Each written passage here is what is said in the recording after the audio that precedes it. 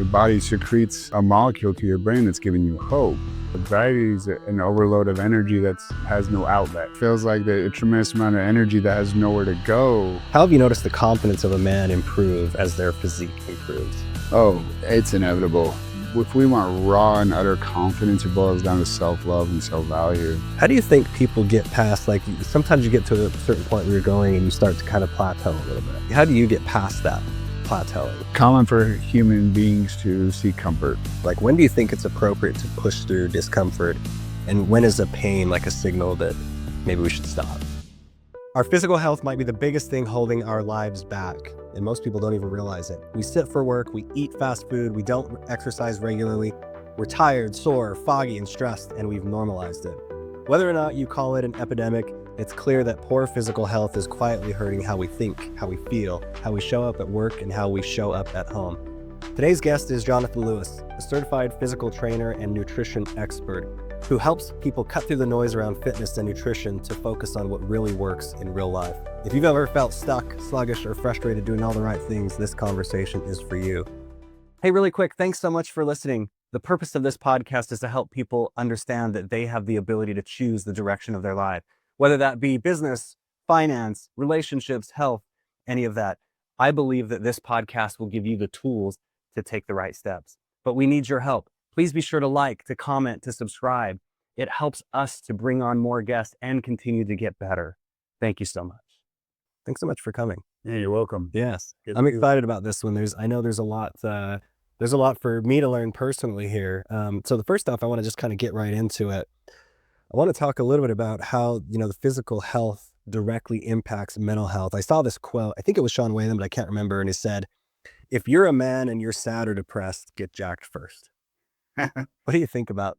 All the Johns know the right answers. No, I agree. No, that's an absolute. It's not. I mean, getting jacked is one thing, right? But our body's designed to move. Let's take mental health and prescriptions, for instance. Okay. Let's go with top three: sleep, anxiety, depression. Hmm.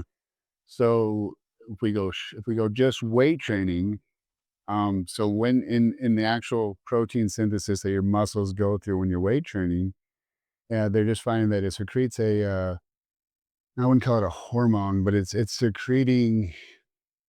What would be the exact word? It's secreting these proteins that go directly to your brain, Okay. almost like an endorphin, and what they're calling is the hope molecule. So when you exercise and you're working the muscles and you're breathing and everything's taking its place with with emotions and with what your body's designed to do, your body secretes a molecule to your brain that's giving you hope. Mm. So in essence, you putting your body to work is giving you hope that you're going to get stronger, that work's going to pay off, and it holds dividends. It always will. Dan Martell has this saying always that I've liked. I don't know if you follow him at all, but it's exhaust the body, tame the mind. Yeah, I'm walking proof of it. Yeah. Absolutely. I've struggled with all the things technically. But so if we look at like some of the medications, let's say sleep medication, I don't know a human being that could dig holes for 12 hours a day and not sleep good. Right? That's actually a really that is good an point. absolute. Yeah. And I also don't know anyone that puts in work and exhausts the anxiety that doesn't cure the anxiety as well. Anxiety is an overload of energy that has no outlet. It feels, I've dealt with it. It feels like a tremendous amount of energy that has nowhere to go. So in my mind as a youngster, I'm like, let's give it a place to go. I got a gym pass, worked, slept better, all the things. And then with the depression and the hope molecule that goes to your brain, it is without a doubt that if you continuously work on yourself, you give effort to yourself, not only will it make you happier just the endorphin rush from working out, cardio, doesn't matter, cardio, weights, yoga, all three of them will give you a dopamine high or dopamine rush that'll make you feel better. Mm-hmm. And in me personally, I could say that there's been instances in my life where that was exactly what I needed. I need something like an antidepressant or whatever to get me out of my hole. I just need a bump up. I need a little nudge, and working out seems to do that. You make a great point in that pushing the body hard does exhaust it. And I think you're absolutely right. Like you're gonna sleep well. You're exhausted, and that stuff comes from us just the lack of physical effort on things. Right? We're sitting all day. 100%. We have time to stress. I like how you mentioned that extra energy that's there causes anxiety, and it totally makes sense. I never thought about it that way, where the mind is just racing, but it's because it needs to be exhausted. Body needs to be exhausted. 100%. Well, it goes back to like our ancestors. Mm-hmm. So for instance, 400 plus years ago, unless you were a king, which some of us came from some kings, but the majority of our DNA, our ancestry comes from people who had to work to live, Mm-hmm. to survive. It wasn't an option. And our bodies know that. So you take into credit, take into account that, hey, I have to wake up in the morning, go get water for my family. I got to start a fire, I got to chop some wood just to cook breakfast. Mm-hmm. And then throughout the entire day, if they ate breakfast, questionably, but throughout the entire day, if we don't give our all to the plant, to our crops, to hunting, to building, we don't survive. It wasn't an option. Only in this day and age does it become an option. Right. So in essence, that hard work is what we're all created from, and it does not understand how to handle our comfortable world. Mm-hmm. So that's where these issues come from, like sleeplessness, anxiety, and depression. I don't know too many people that can get in their head that much, to like, so a lot of depression is reoccurring past memories. If it really holds some weight, right? Like some grief, trauma. Mm-hmm. Um, but when you move, it distracts you. It doesn't allow you to ruminate and allow those thoughts to circulate. You're moving, you're breathing, the endorphins are moving and breathing with you, and you're becoming more whole inside.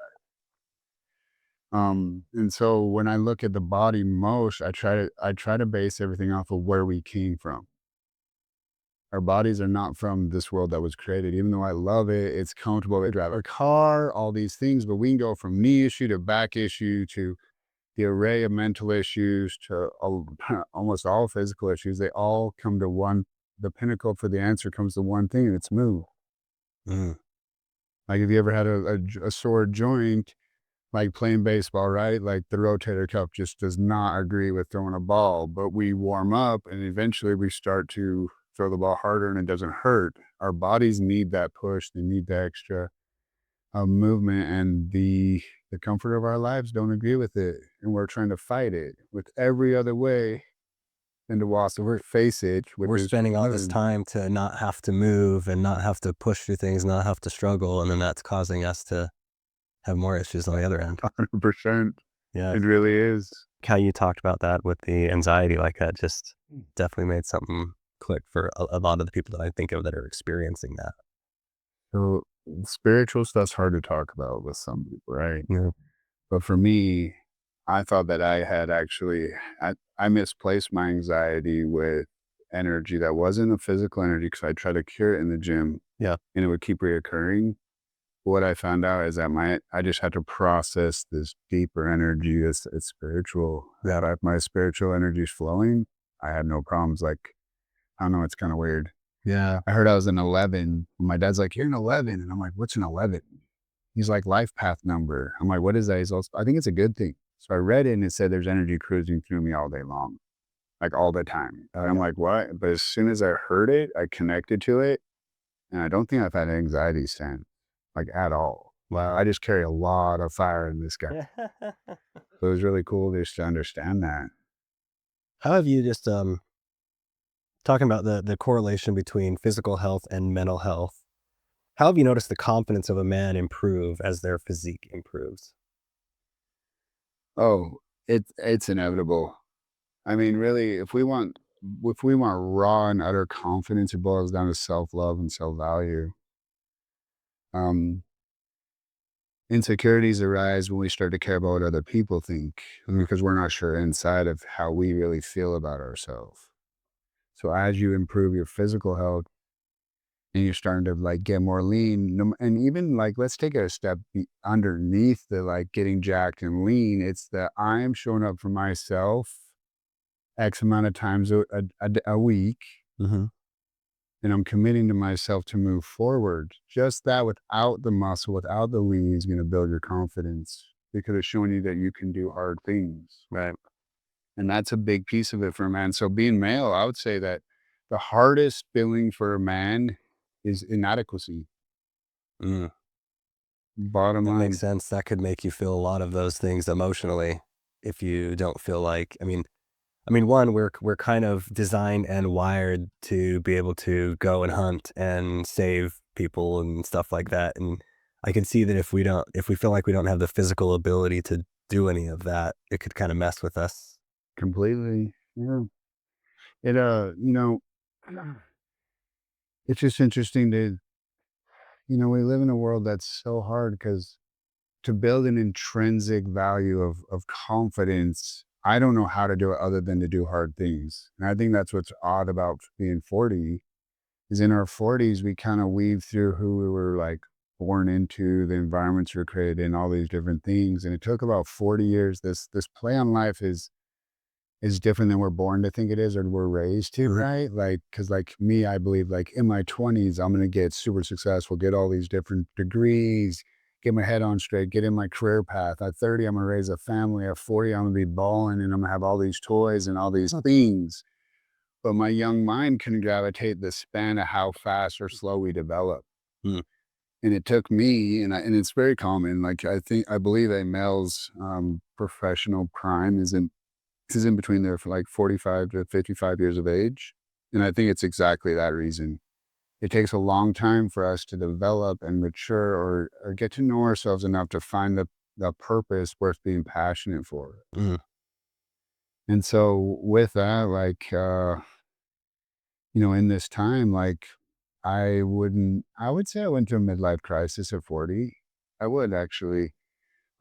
It was basically lost everything, got divorced, ended up relocating, had to start over, um, was working through personal issues, one in which was an addiction to a medication.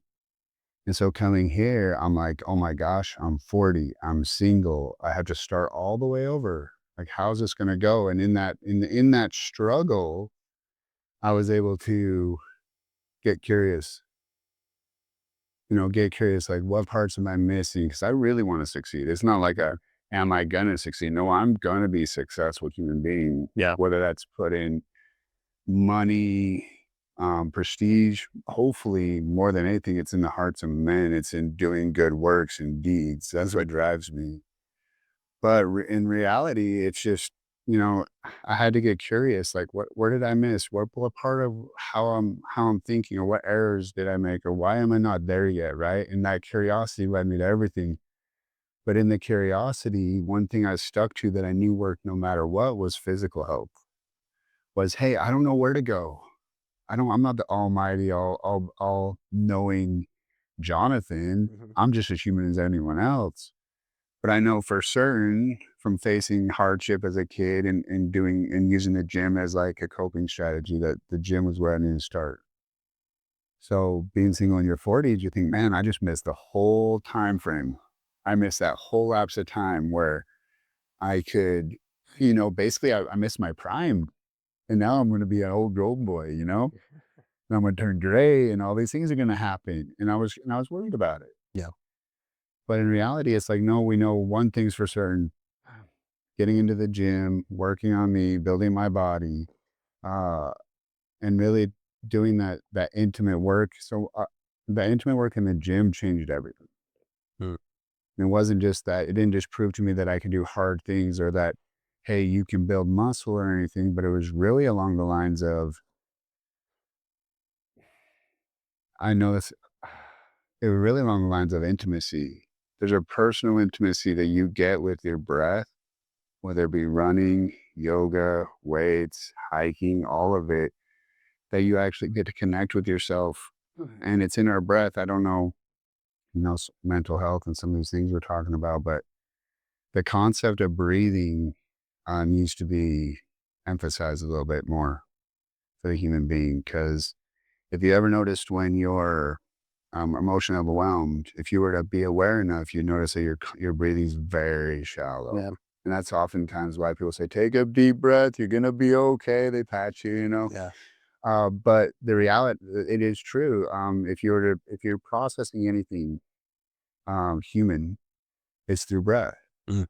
And so I became a master of breathing, or I believe I became really good at it, right? Like I did all these different breath works and I followed Wim Hof and, I got deep in it, but the outcome was outrageous. It wasn't, my goal design was not to look or appear like anything at this moment. It was, no, I want to find some really healthy habits that are going to make the best version of me. And the process was amazing. Um, and my life is just fantastic. That is You know? awesome. I love hearing that, and it makes sense as far as the breath work and how that can have such an impact on mental health. And I think part of that is just we're designed to get out there and breathe, right? And we don't. The moving around in the office chair just isn't quite enough. Yeah. The AC just doesn't quite hit like the mountain, Yeah, you yeah, know? exactly. So when somebody's what changes mentally do you see when someone starts like training consistently?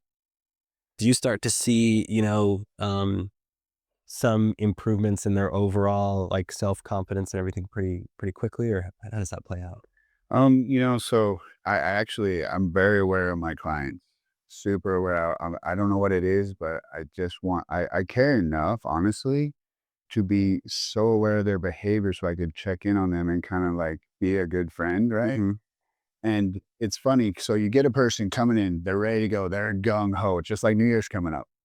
Everyone is gung ho at New Year's to get going. So they're all excited. They all believe the world. They're all, their mind is set on, I got this diet, I got this plan, I got this trainer, I got this program, whatever avenue it might be.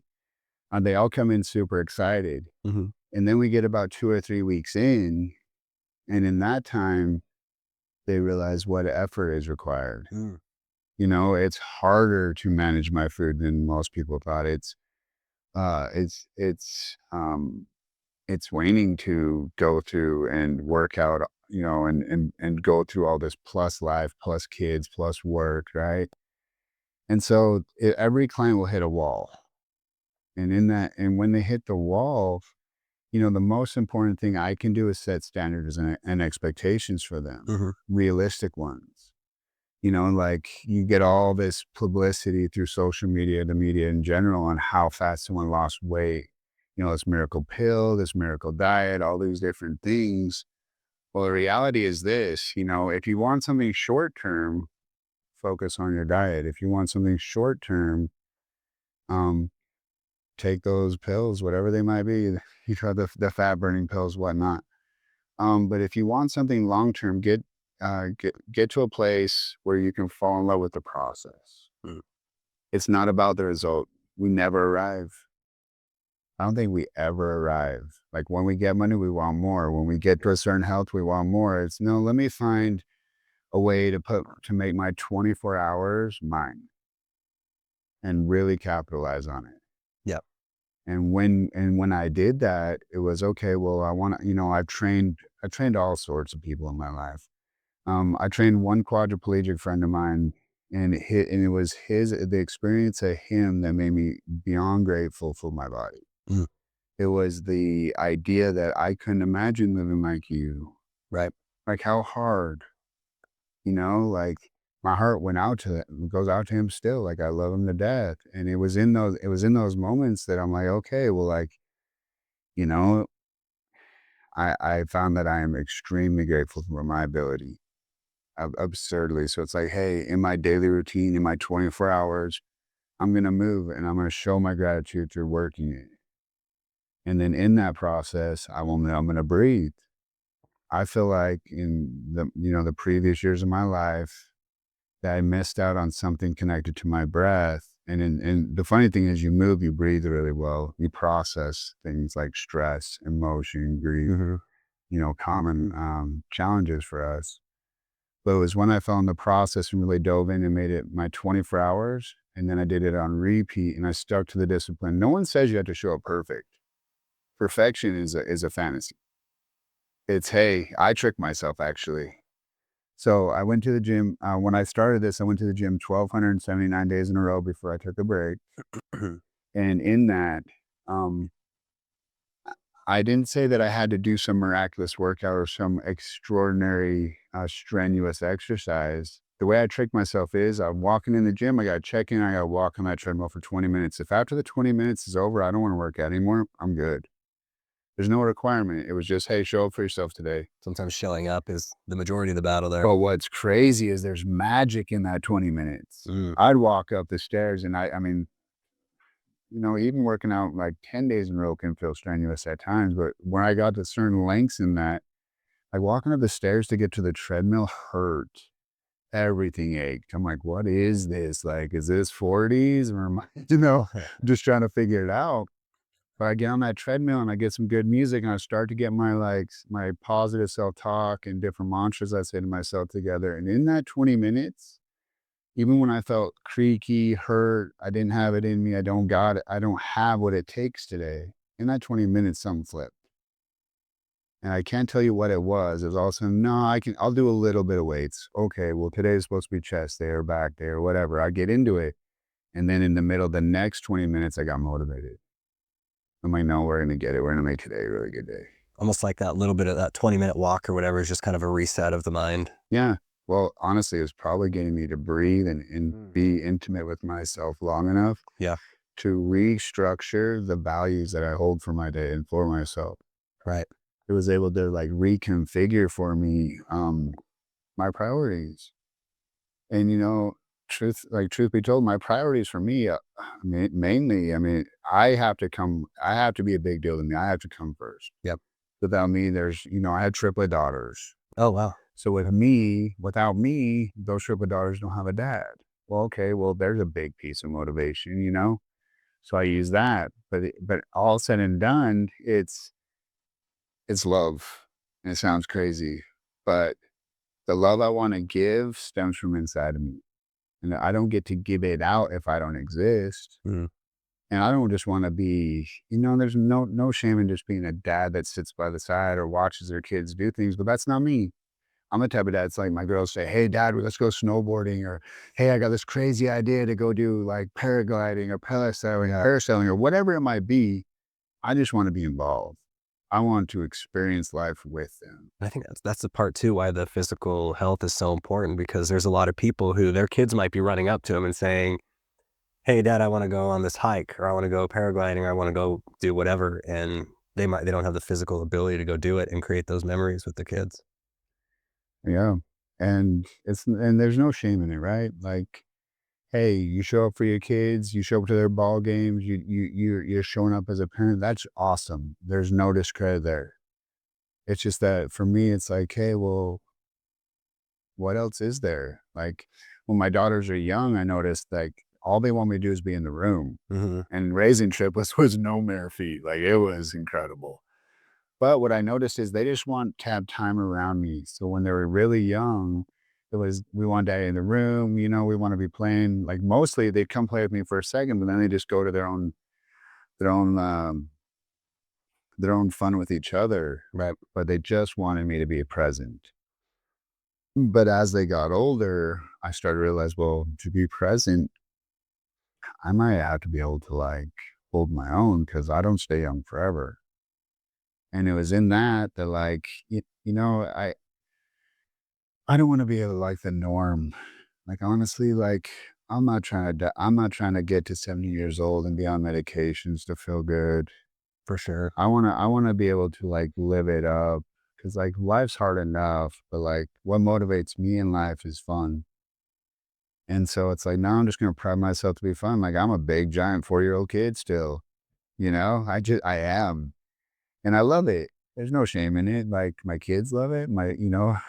I'm kind of goofy sometimes and it's kind of uncomfortable because like society tries to be all like, Yeah.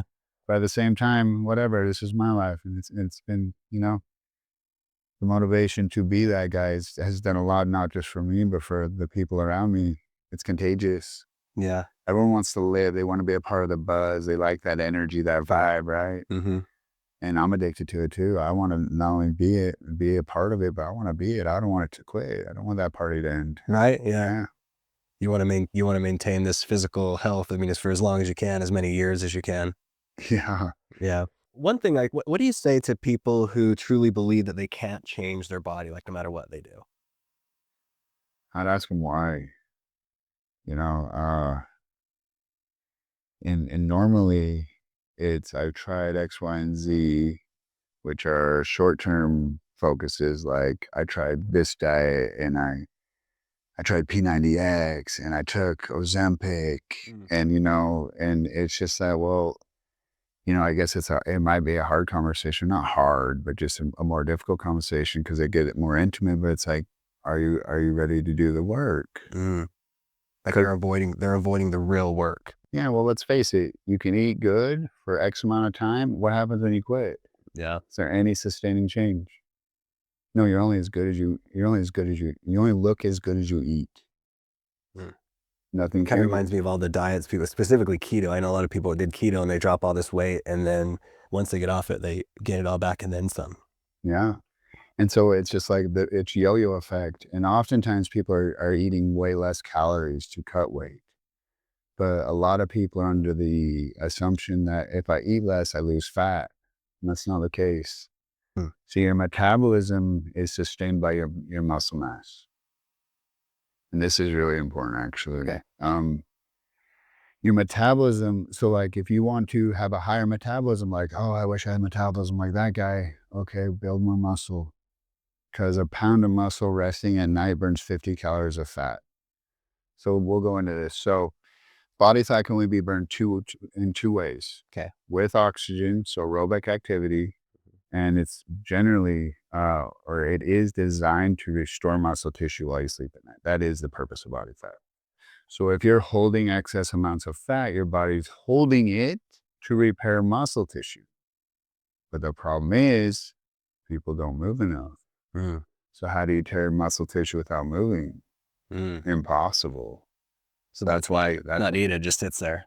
Yeah. So that's why I get into the genetic part of things and the ancestry part of things, is because your body's designed to work. You literally, people wouldn't believe it, but you don't need steroids. You don't need all these crazy things to get muscle. You just need to move.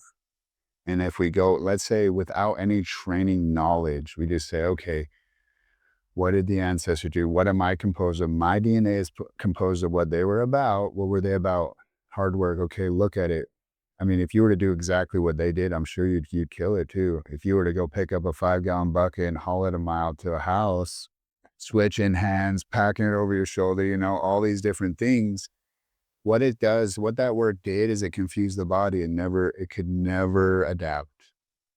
So the biggest thing that people face when lifting weights and trying to obtain muscle tissue is they don't change up their workout enough, or they don't know how to progressively do that. So how often do you think that should be changed? Weekly. Wow. Okay. So your body will adapt to any exercise you do in 10 to 14 days.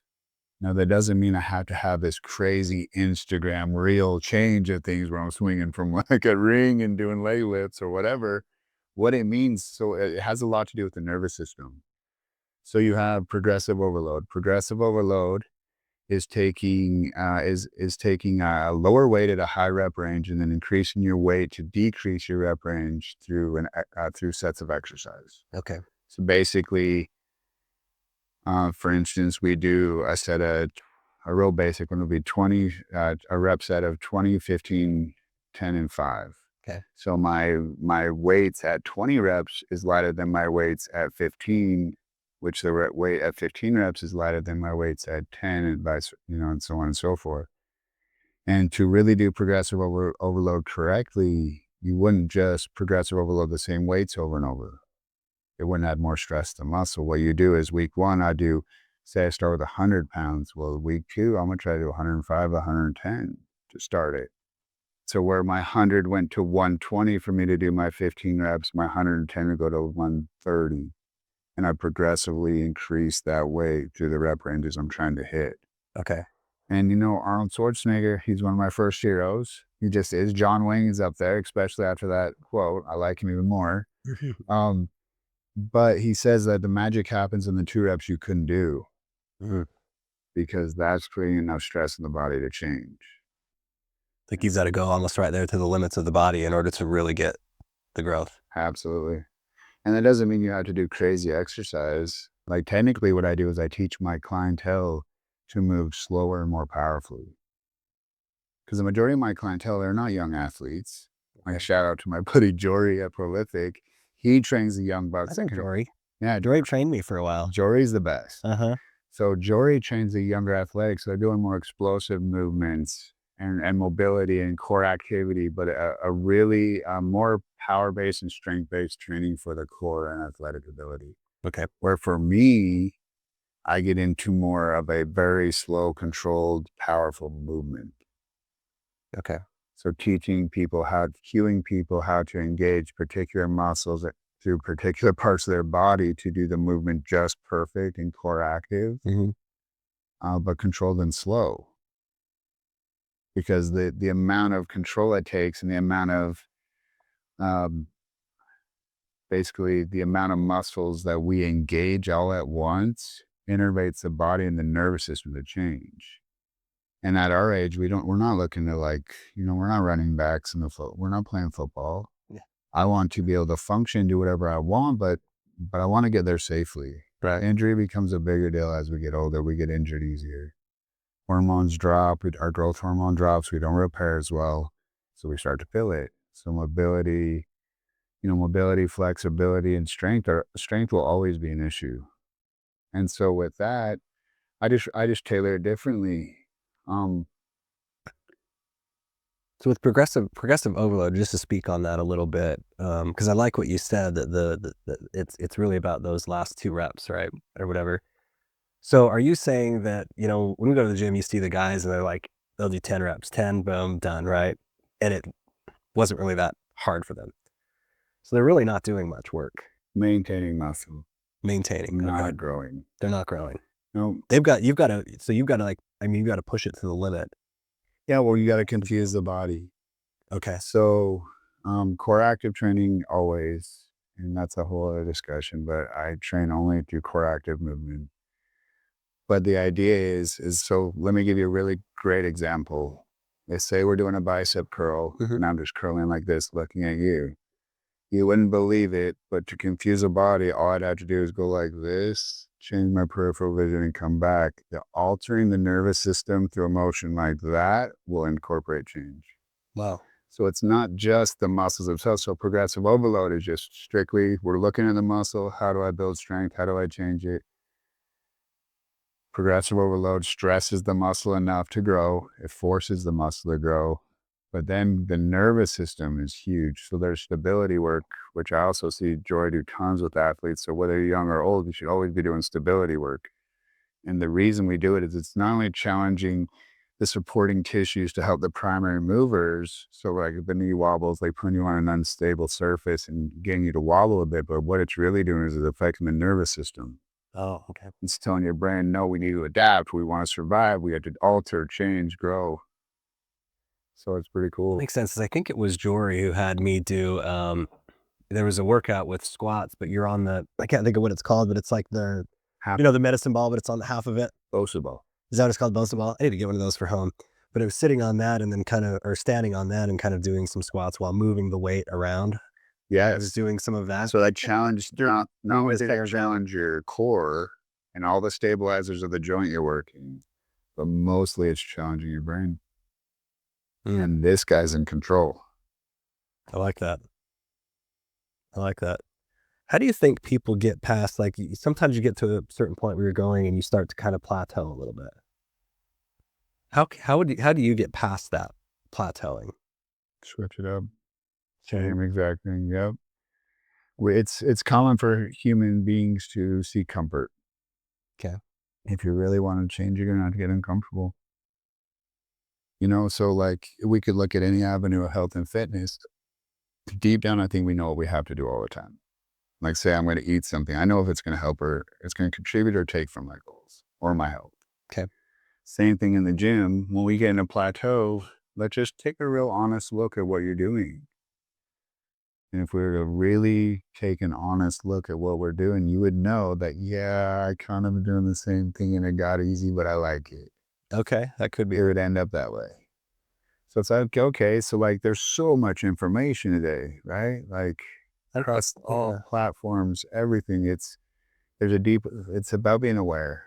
But I could yeah, see part of that though as like you have, I know with some of mine, like you have this end goal that you want to hit as far as lifting it. And then it's like when you're there and you lift it and it's not as hard, you don't have that hunger as much anymore to go more. It's like the brain is like, well, we got the goal that we had, you know? yeah, And maybe that's where when you're saying, hey, switch it up.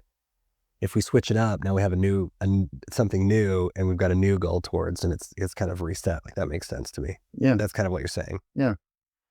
But then also like there's so much to it, right? Like it could be the environment where you're lifting. Like, there's a lot of bodybuilders that teach, hey, use different gyms, different modalities. Mm. You could get bored. Like me, I'm ADHD. I get bored quick. So it's, hey, what else can I learn? Like thank goodness for some of the social media platforms because we see people do stuff that's just heinous, but it stems our curiosity. It starts to get us kind of moving, right? And it's just like, no, like take a good look at what you really want to accomplish. If we're happy where we're at, do the same thing. If we're satisfied, if we want to do something new, if we want a new thrill, a new high or whatever, take the leap out of your comfort zone and go get it. Find those people that do it. The only way I learned how to get here is I soaked up all my mentors' information. Mm. Love it. I'm a sponge. I don't have a doctorate. I don't have any crazy degree. I have a crazy tenacity to want to be good at this. This was my passion. And in that, I'll listen to people that might be even saying something I already know, but only because I've been shown that through all that stuff I knew and I could let my ego wrap into it, but then all of a sudden they come out with something that just blows my mind, right? Like what? Or just having to open up this little gate or this door in my mind. It's like, oh yeah, what about that? So like we never really know everything.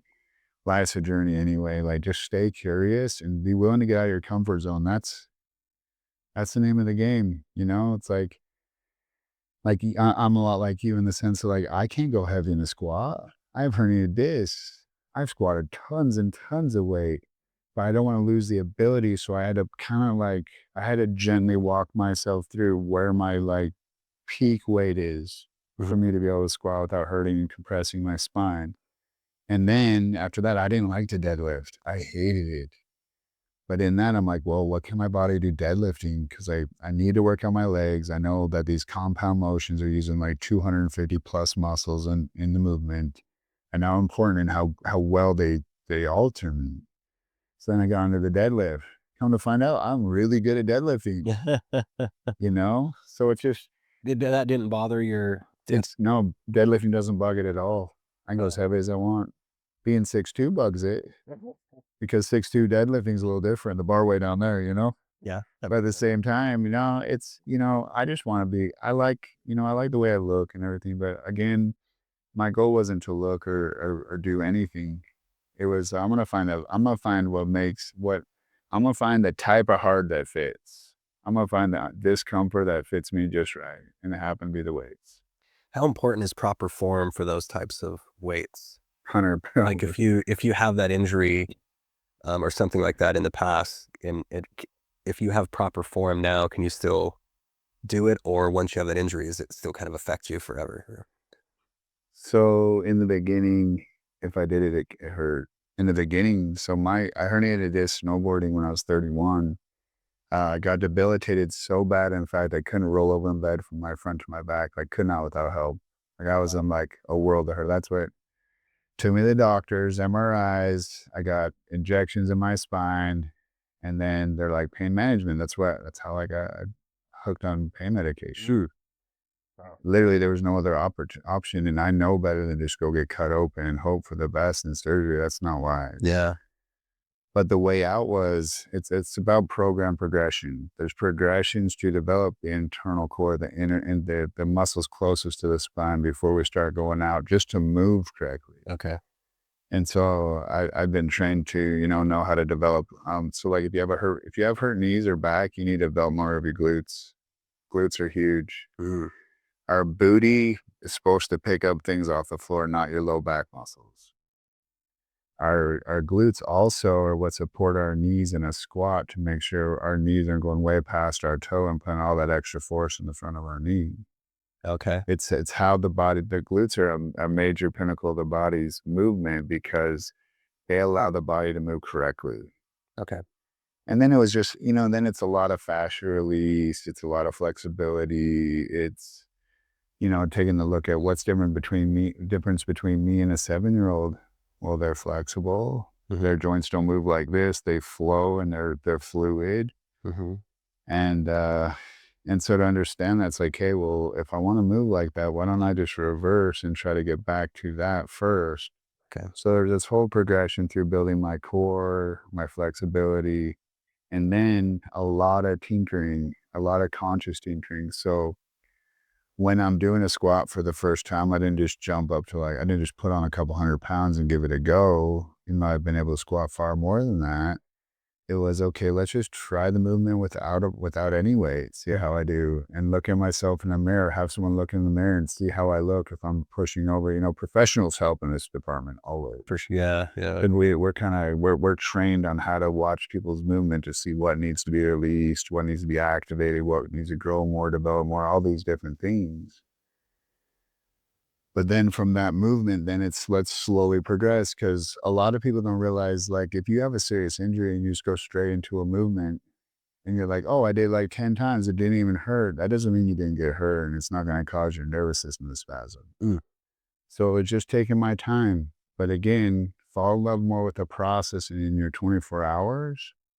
So it's not like I'm fixated and just like crazy about the result. When we get really hyper fixated on the results, say I hurt my back and only get back up to squat on 400, I would keep pushing it till I get injured. There's no other way. There's no other scenario, unless I was to be really patient in my process. You got to be patient with yourself to get the results you're looking for. Because, but what are you trying to race for? There's no race. This isn't a race. It's I want to obtain what I'm looking for and then see where I can go to create a new goal. Love it. If we look at like pain versus discomfort, like when do you think it's appropriate to push through discomfort, and when is a pain like a signal that maybe we should stop? So, a good, like for strength training, a very good indicator is when you lose form. Okay. So I don't want, I mean, I would assume most working out's not comfortable. It's all uncomfortable, right? But where I draw the line is, are you performing the exercise properly, or are you doing the wiggle? Or are you trying to use other muscles to try to move away, right? So like, if I'm curling and my shoulders are flat and I'm just going up and down and then nothing's altering in my upper back, my core, everything seems fine, that's fine. But if I'm doing these guys, I know I'm going to get hurt. It's just pushing the body too far. Um, but pain usually, working out burns. So when somebody's like, say I have a client, they're like, oh, it hurts. I'm like, wait, okay, is it a burn hurt or like a pain? Like a shoulder burn. Yeah, it burns. Okay, that's just muscular burn. Sharp pains, and it's usually gonna be sharp pains. Honestly, I would have to say the majority of everyone understands what hurts and what are uncomfortable. It's just the knowing of, is what I'm doing going to be beneficial for my injury or whatever I'm going through, or is it gonna take from it? Like if I go to the house at jump and I go jump in there, nope. I already know, no way. Can I jump off the ground? Sure. Can I play basketball? Maybe for like 30 minutes. But when the load of me going down into the springy trampoline comes back up, that force that connects my low back, nope. I know. It only took me one time jumping on it to find it out. Right? Like, oh, that's not good. Now, could I have toughed through it? Absolutely. But we kind of grow to learn better. And I think that learning the proper ways to warm up, activate the body, release tissues like fascia, things like that, it's just building that knowledge for yourself. Because once you have that knowledge, it never changes. The knowledge I learned in all my brokenness, Mhm. is the same. All that knowledge to build myself and to find health will be the same when I get older. Yeah. Same body. So it's just kind of obtaining that for the first time or in general. Got it. What role do you think diet really plays, like, compared to training? Well, we are what we eat. That is a guarantee. You know, before I get into the realness, I'm really curious about one thing, Okay. right? You heard about that one gorilla versus 100 men, right? Yeah, yeah. Okay. Let's just take all that fine stuff, throw in the garbage. Let's talk about the gorilla. What percentage of the gorilla's diet's protein? Oh. I mean, let's just say he gets into some grubs or I don't even know, right? Mhm. Can't be more than 20%. Period. Imagine, yeah. I mean, in our knowledge, they eat fruit, right? Yeah. Like, but yet they're one of the strongest beastie things we'll ever see. Like compared to a grizzly bear, they're like 3 times stronger than a grizzly bear. But they don't take 2 pounds of. They're not taking 2 grams of protein per pound. Yeah. You know, so I would say you are what you eat. Absolutely, nutrient dense foods are most important. And then the rawer the food, the more nutrients are available. But in reality, so nutrition's such a hidden miss topic. We know deep down not to overeat. We know what foods like carbs and different fats and sugars, carbs that'll go against go against our goal. But in reality, man, this is a tough one because I know too much about nutrition at this point. I mean, if we'd say general health, we would do, let's say we take the plate. So technically speaking, most nutrition information will teach us that we want to eat consistently because again, body fat's a storage for growing muscles. So the more consistent we eat, the more that we teach our body fat, it doesn't need to sustain or that we need it. So the consistent eating is how, like, if you looked at a bodybuilder, like a professional bodybuilder's meal plan entry into those really lethally low body fat percentages, they eat more food than all of us combined. So you're saying those people that just try to eat once a day, their body's just like, I'm gonna store everything. I'm gonna hold on. Yeah. Okay. So that's the idea behind it, right? Mm-hmm. If we go into ancestors, though, I don't know if they ate more than that, and we go into like intermittent fasting and the science behind, how your growth hormones. So if I was to suggest a diet, Mm-hmm. I would say 2 diets. I would do wow, my mind just went off of that one. I'd do intermittent fasting. The science behind the intermittent fasting is in my mind the most accurate. Can you define for those, if just in case those don't know what intermittent fasting is? Absolutely. So intermittent fasting it can change to all sorts of degrees, but in a scenario that I would teach or start people on, it is 8 hours of eating, 16 hours without. Okay. So you eat from 2 to 10 o'clock at night, from 10 to 2 o'clock you don't eat.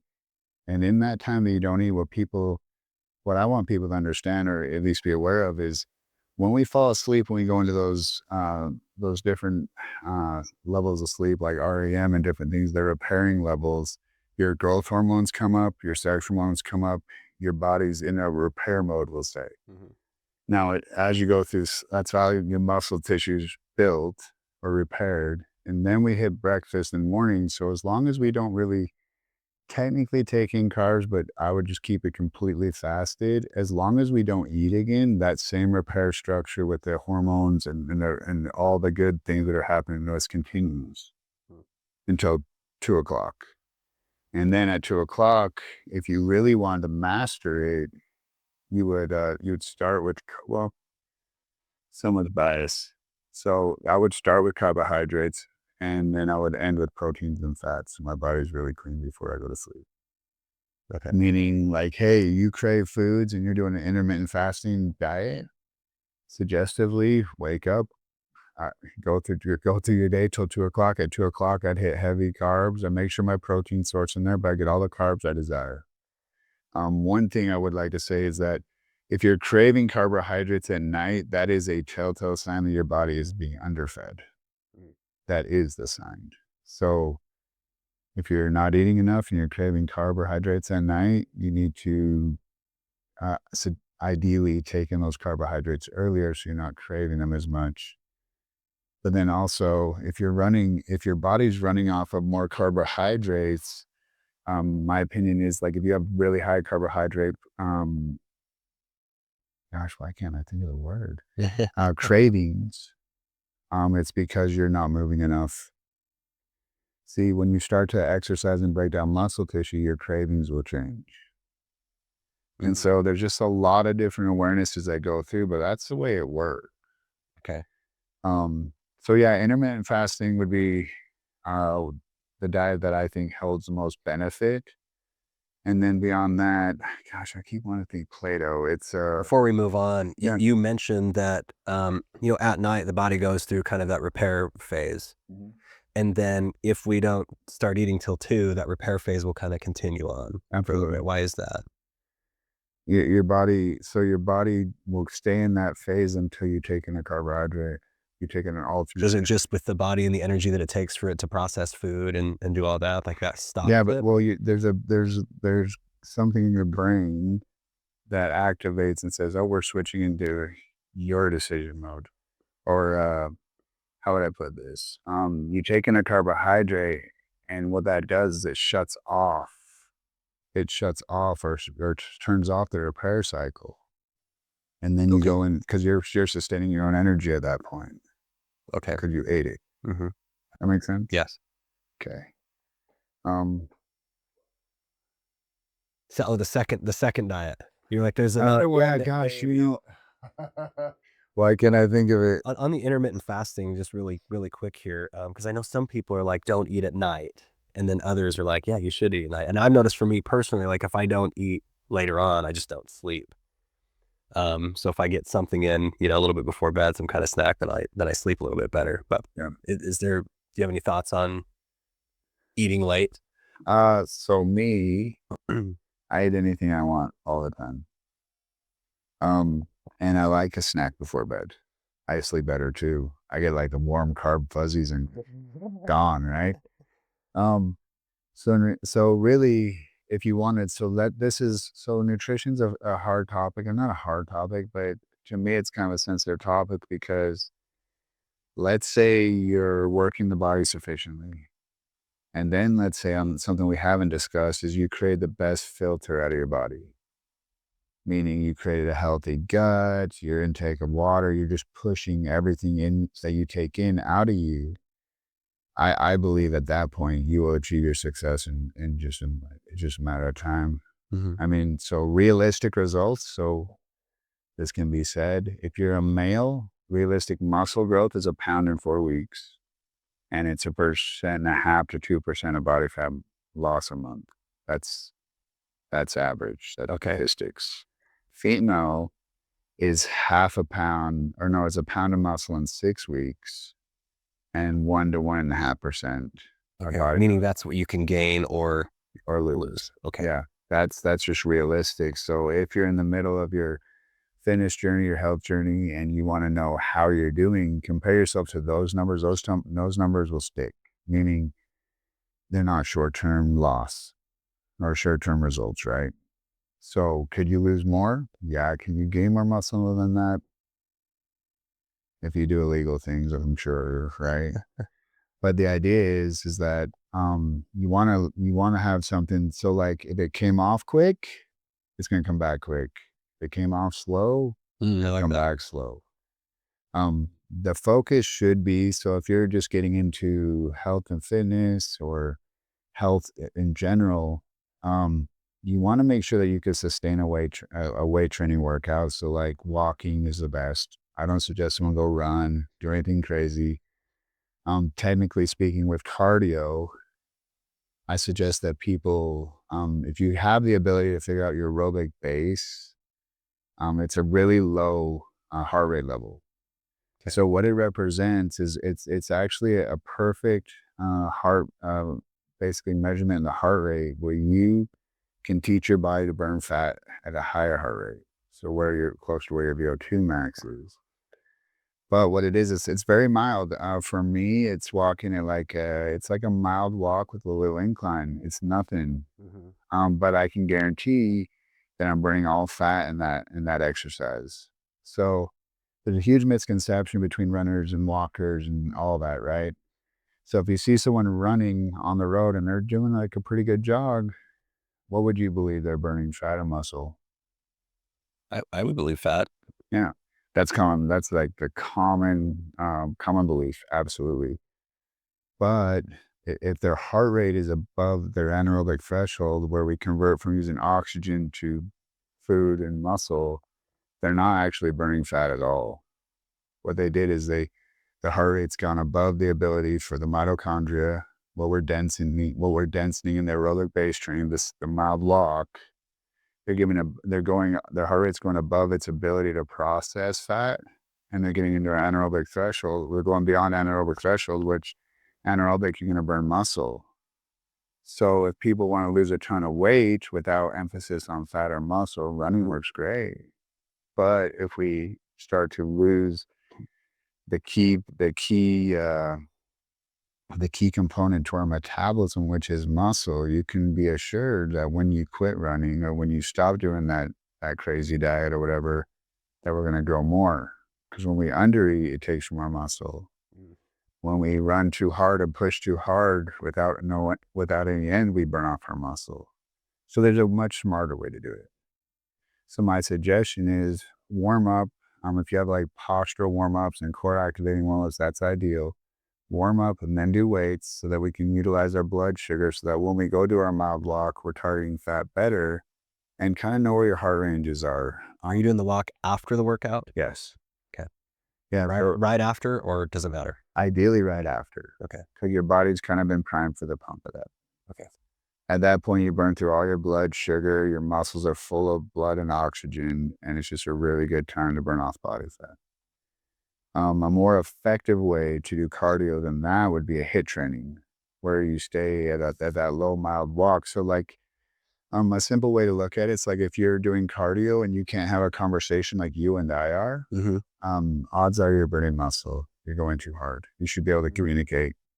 Okay. So that's just like an easy word of thumb, right? Yeah. But yeah, so doing that in that sequence is more effective. And then, really, if you want long-term results, focus on your muscle. Every pound burns 50 calories when you're sleeping at night. You add 10 pounds of muscle, you burn 500 calories extra a night sleeping. 500 calories is a lot of fat, and it burns 7 days a week. Mm. And if you want to know where your best caloric output is it's still in weight training. So the thermogenic effects from cardio last 24 hours. Whereas the thermogenic benefit of weight training, because you have to repair those muscles. So technically it takes 72 hours for a muscle to repair. And you're talking about the continued calorie burn after the workout is complete. Okay. 100%. I should have been more clear. That's okay. Yeah. I'm here for it, to make sure I understand. Yes, you're perfect. I need you. My ADHD loves you. But yeah, so with weight training, so when a muscle is repairing, you're burning more calories. That's what's assisting in the repair cycle at night. Okay. So it lasts 72 hours. So your best time spent technically is weight training. Not only do you go through the highs and lows. So have you heard of HIIT training for cardio? Yeah. Yeah. So HIIT training is technically you want to go AB. What ideally you want to be at your aerobic base to help your body learn and create a higher ability to burn fat. And then you need to cross AT where we transition out of fat burn into anaerobic. Okay. So like a really good one I like is 2.5 minutes of a simple walk and then 30-second sprint. All you got, come back down and cycle that over and over. That's most effective. How many times did you do that? So that's a 3-minute interval. So if you had 30 minutes, you do it 10 times. Okay.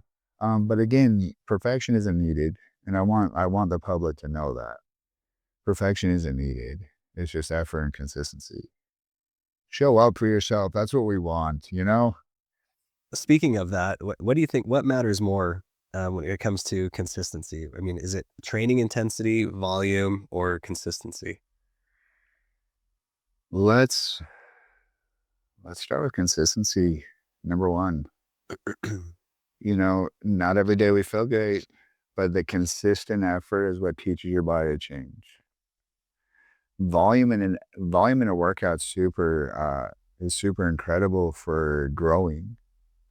The amount of work you put in is incredible, but I think the piece of the human DNA that it needs most is consistency. Mm. And That signals to the body to have the muscle that you need or do whatever. 100%. It just says, hey, we're moving again. We got your brain's trying to keep up. The control unit's trying to say, hey, we need to survive. It doesn't know what we're really, it doesn't know what we're really doing. It's just trying to adapt for survival because that's what we're designed for. So consistency would be number one. And then intensity, I would say intensity would be number two. You know, there's days when I don't have the time and availability to get one of those sweet, awesome 30 songs out of my playlist, breathers, right? But the intensity is important because in intensity, so like proper form always can never discredit the form, but the intensity matters because it's going to spike it higher. So the spike, so there's a book by Tim Ferriss. It's called Body, The 4 Hour Body. I don't know he did that one. I know about the 4-hour work week, but the 4-hour body. I believe, don't hold me to it. Pretty sure though. But you probably owe a couple of So what he states is that it requires 4 hours of exercise a week to change. And in the middle of that information, he's saying that you need to hit max heart rate 4 days a week. Hmm. And so with being consistent and you focus on the intensity, you don't need to give it your all every single set. You're just trying to get maxed out a couple times in the workout. Okay. And then just get steady. Like, honestly, like lifting weights is never, so working out's work. It's all work. It's uncomfortable. It's never super fun, right? But I can get the work out of the way by knowing what exercises I need to go hard in and which ones I'm just trying to capture and function and just the right movement to obtain my goals. Makes sense. How important do you think it is to track macros? Uh, Like if you're wanting to move the body one way or one direction or another.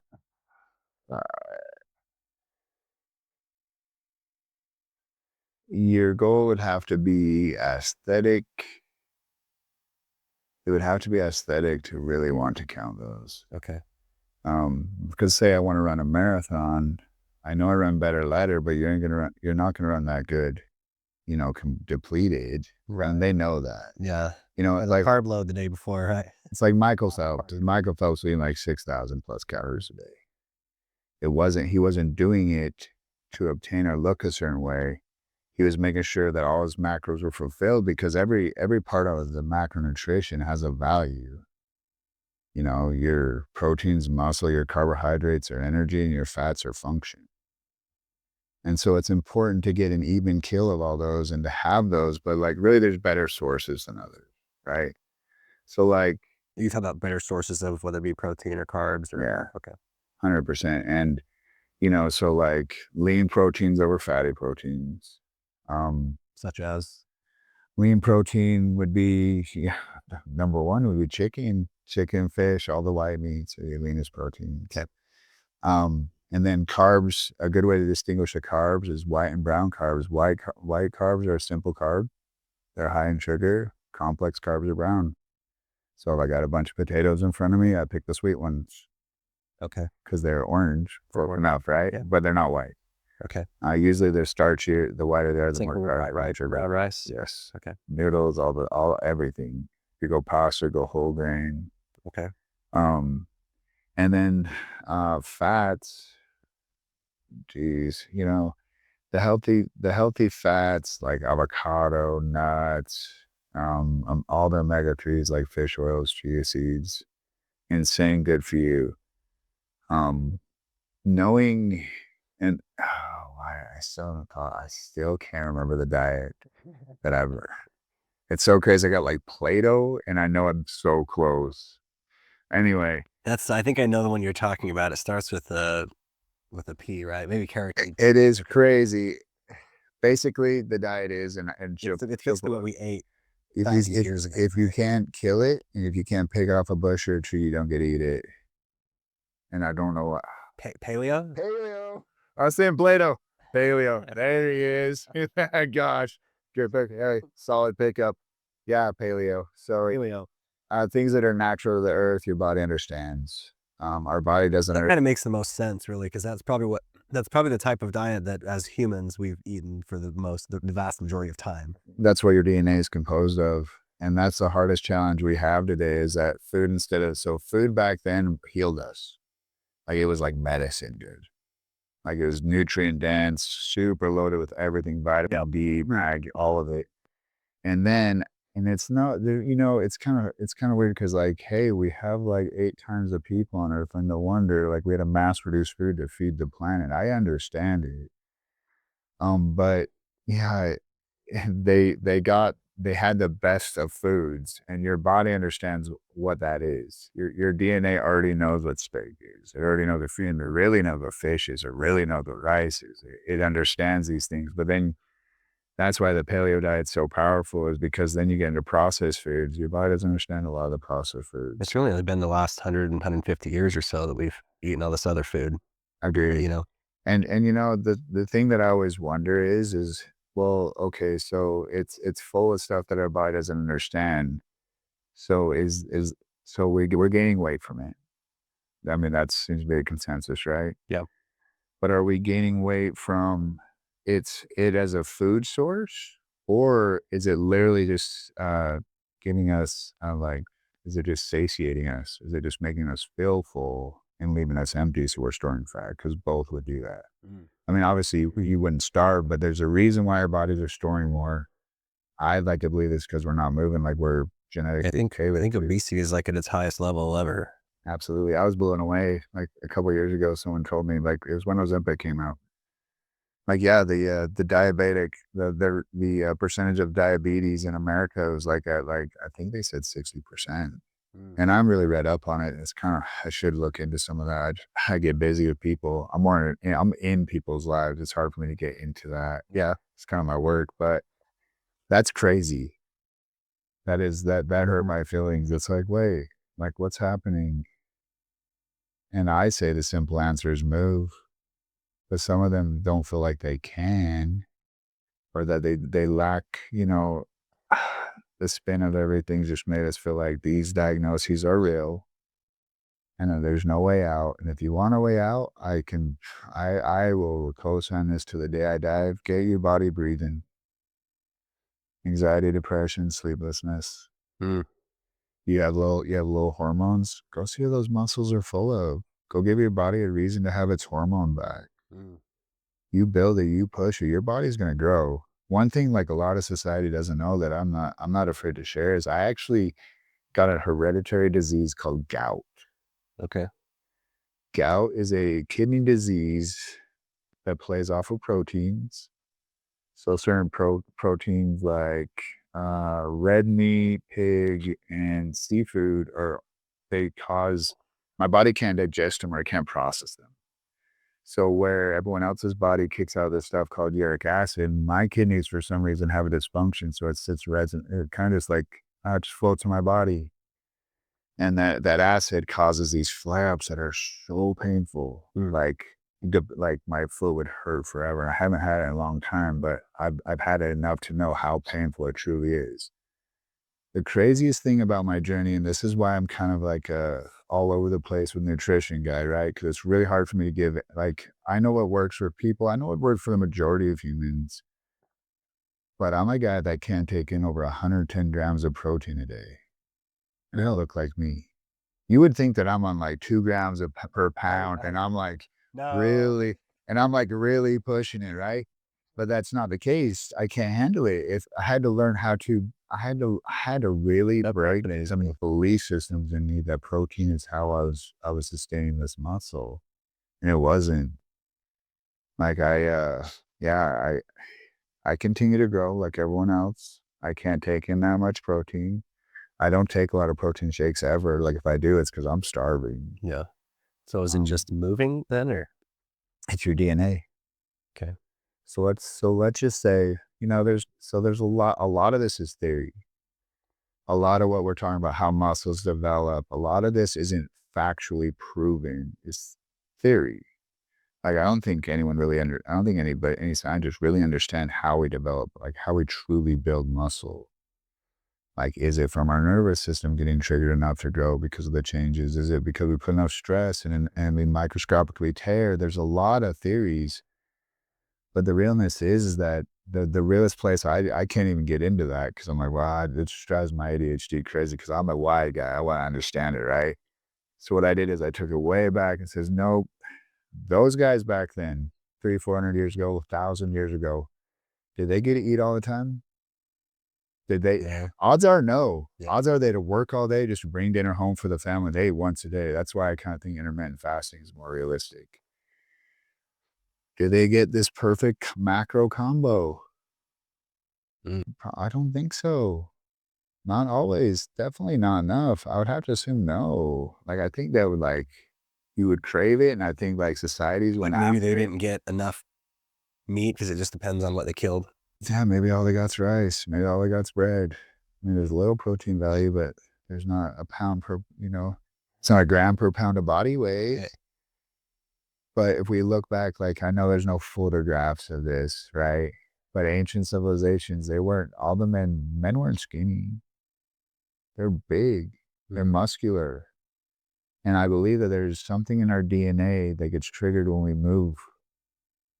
There's something that says, hey, my body's being utilized properly. And I believe that that little piece of our DNA is so powerful, it kills diseases. It probably prevents and almost cures cancers. I think it's a real piece that I hope humanity comes in contact with. But yeah, I'm a 230-pound male that works out all the time. I take in like 100 to 120 grams of protein a day. I take a lot of carbs. I get my healthy fats. I take a lot of vitamins. Honestly, I know that there's such a lack in our nutrition as a whole. So yes, I'm one of the guys that take like 20 vitamins a day because I can't guarantee I get out of my food and I know how important it is. Oh, yeah. Other than that, just keep moving. What are your thoughts on like alcohol and how it affects either fat loss or muscle gain? Definitely doesn't help either. Alcohol is a super sugar. The biggest problem with alcohol is uh, it causes a ton of inflammation. Mm. So, I'm talking like joints. I'm talking your gut health. It just destroys you. Uh, if you're trying to lose weight, there's better alcohols to take in. Like, but the caloric value of alcohol is substantial. There's, I think if you have a glass or two, 1 or 2 glasses of wine a night, it's an additional 2,200 calories a week.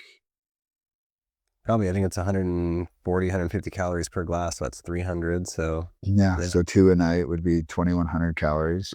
There's a pound of body fat's 3,500.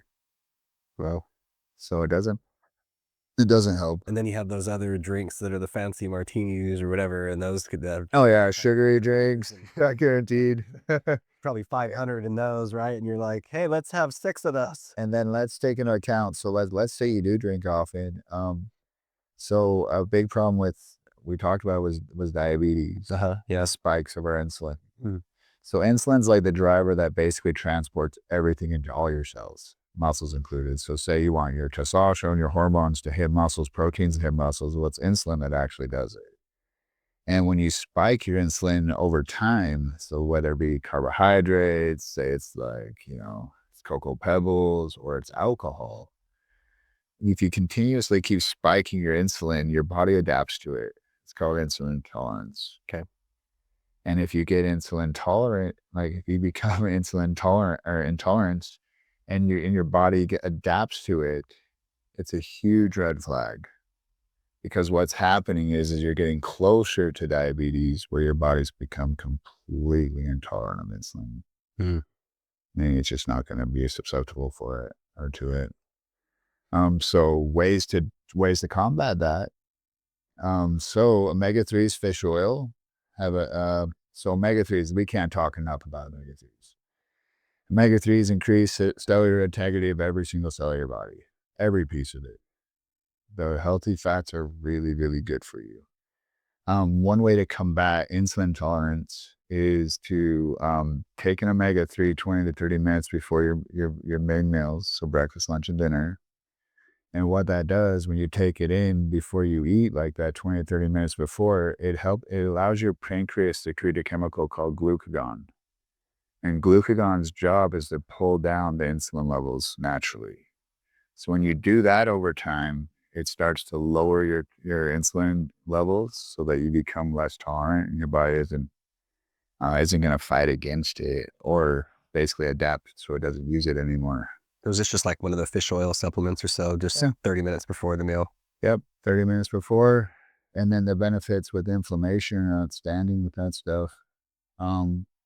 People with bursitis, arthritis, you're just creaky, whatever. The omega-3s will help with all that. They're super good on inflammation. The synovial fluid of your joints, from all things are bettered from that stuff. So Yeah. it's a big deal. Awesome. If someone only had 30 minutes a day, what would you say that they prioritize? Out of all three, cardio, nutrition, weights. Yeah. Yeah. Like, well, let's say they had 30 minutes a day. Maybe they just like, okay, they need to do some exercise. What should they, walk for that 30 We'll minutes? take nutrition out of that one. Should they go on a walk for that 30 minutes? Should they push the weights for 30 minutes? What do you think they should do?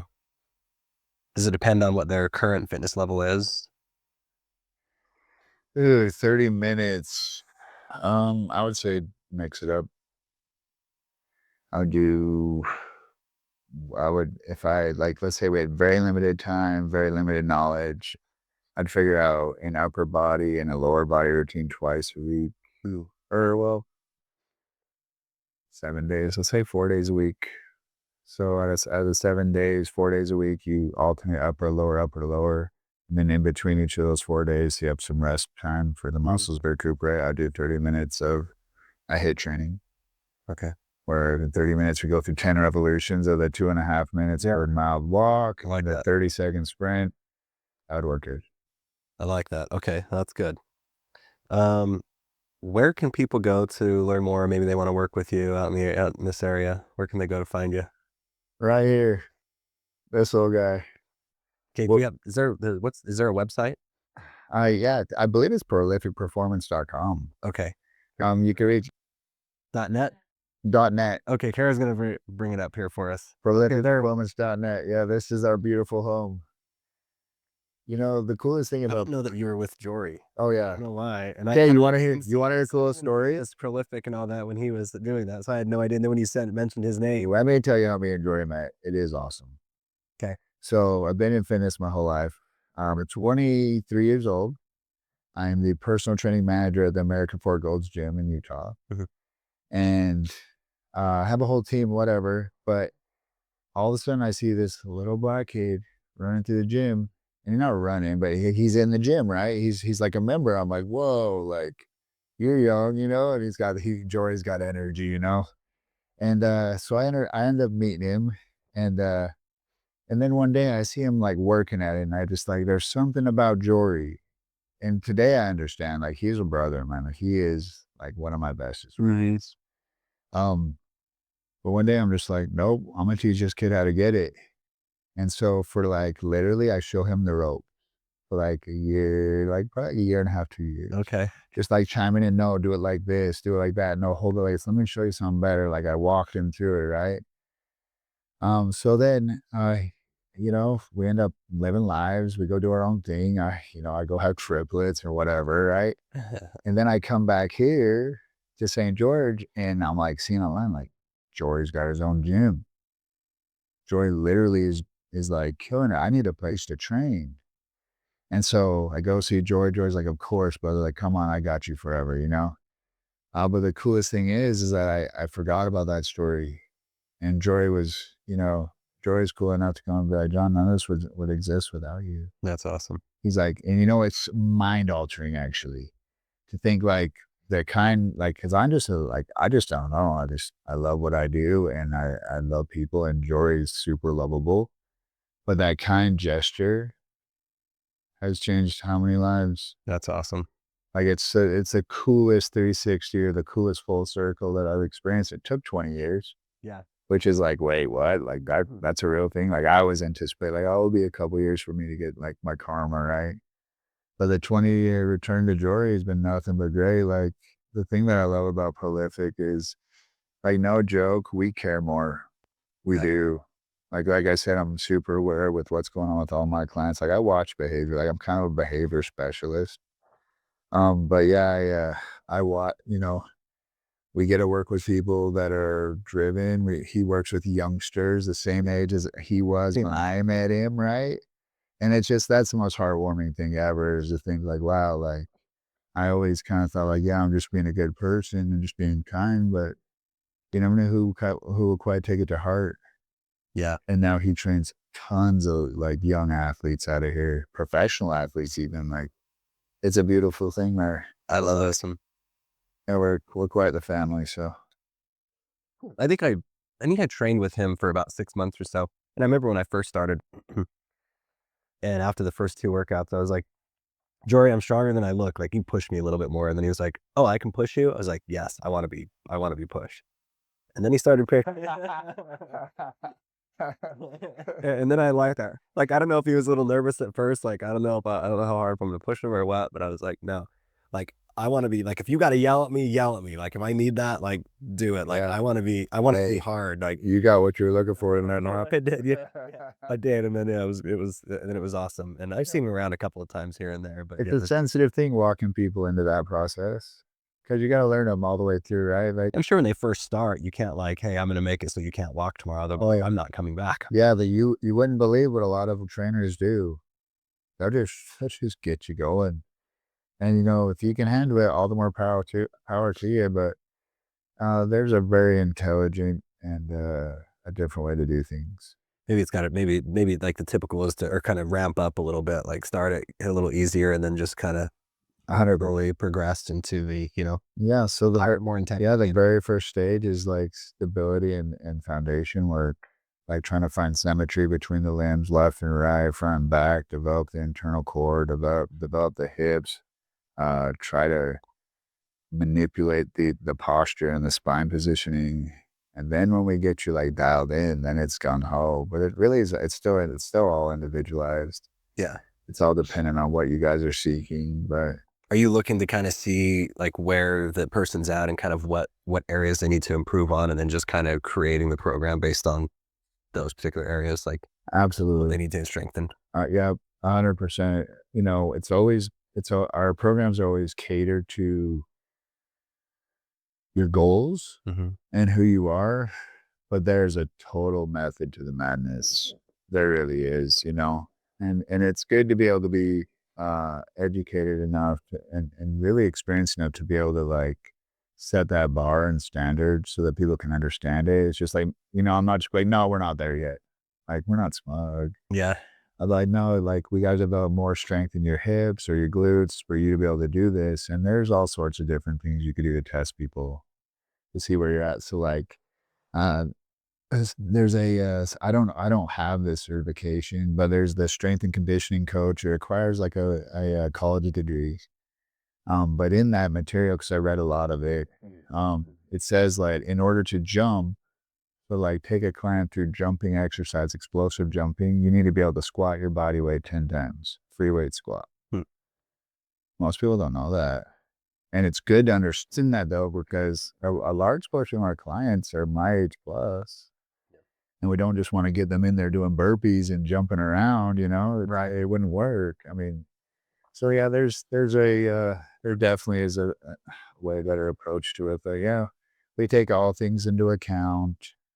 And we dial it the way that people want it in the sense that like, some people are totally gung ho nutrition. Um, and we dial them in like Juicy's Kitchen. Jory cook good food.